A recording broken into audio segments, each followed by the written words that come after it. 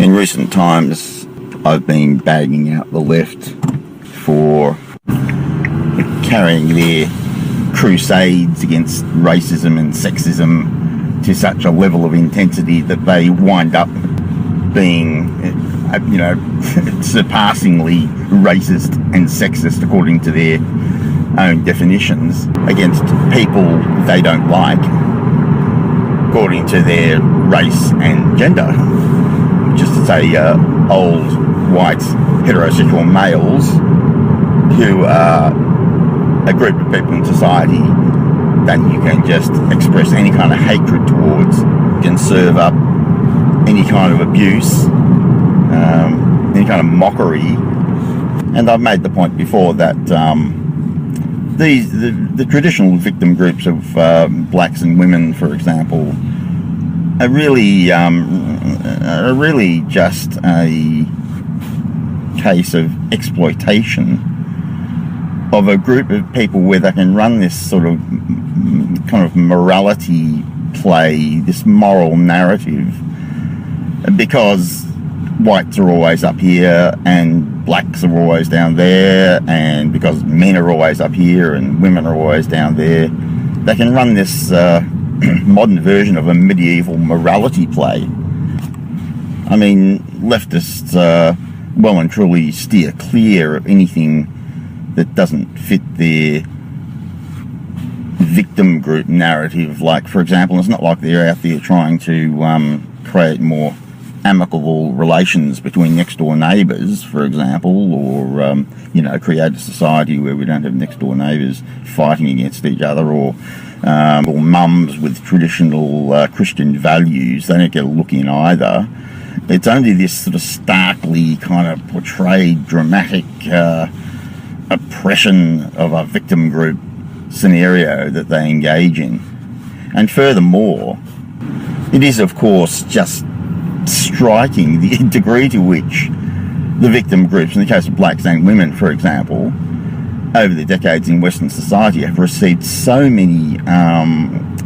much support on the governmental level in terms of benefits, welfare, affirmative action in employment and all the rest. It's really quite ridiculous to assert that these people really are victims anymore in the way that it's been portrayed.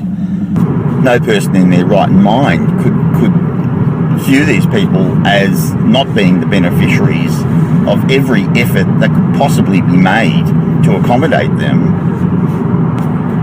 And yet, the more that is done, the less satisfied the left is, and the more they intensify their campaign against racism and sexism. Moreover, you get this incredible circumstance that most of this modernistic social consciousness about political activism on behalf of victimized racial groups and women is very much the preserve of white people in Western culture. I always think back to the apartheid era.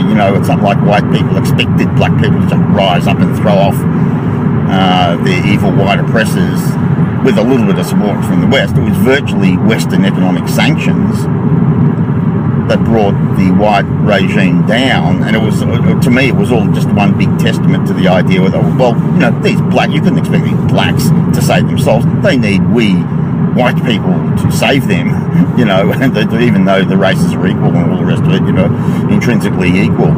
And so the women's equality thing has always been, are they kind of just intrinsically equal to men but have been brainwashed into thinking that they're unequal? Or does some sort of social program need to be put into place to kind of, change their characters so that they become more equal with men? And then, in any event, it doesn't really matter because feminists, even going back to the 60s, weren't on about equality for women, although they bagged on about that ceaselessly. They believed and very much promote this line today, that women are actually superior to men. So if you believe that men are evil because they promote this idea of being superior to women, they're evil. But if you come out with the view that women are superior to men, then that's all good and nice. And when you look at the unattainability of what the left is trying to achieve through its social engineering, the basic implausibility of what it is they're actually trying to do to start with really comes into focus. There's obviously something really darkly psychological about this. I mean, in actual fact, what the left does, which is always portrayed as political, is really more psychological. It's not political warfare, it's psychological warfare that the left is waging, and I would go further than that and say it's spiritual. But the internal contradictions and illogic and unattainability of what they're trying to do pretty much makes clear that what's going on here is some sort of existential psychological struggle. In fact, I refer to it as psychobabble.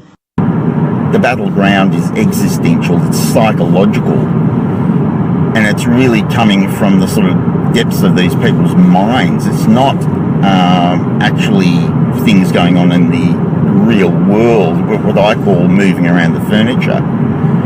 It's something internal to them, to their psychological state.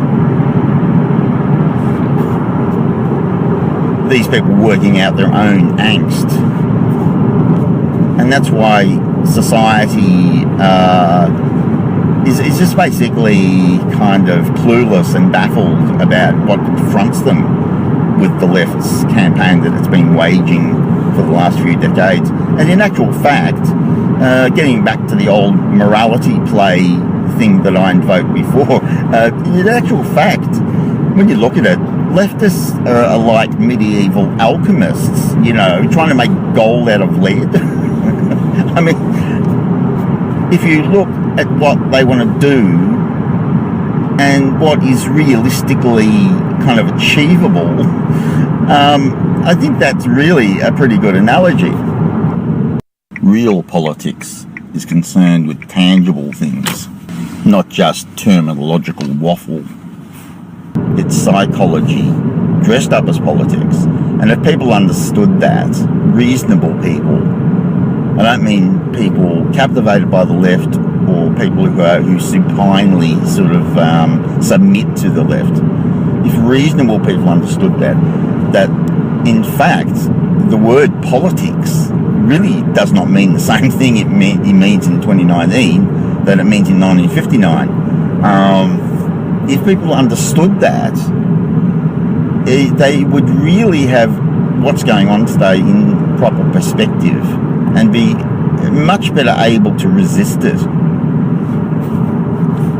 Well, that's all for now.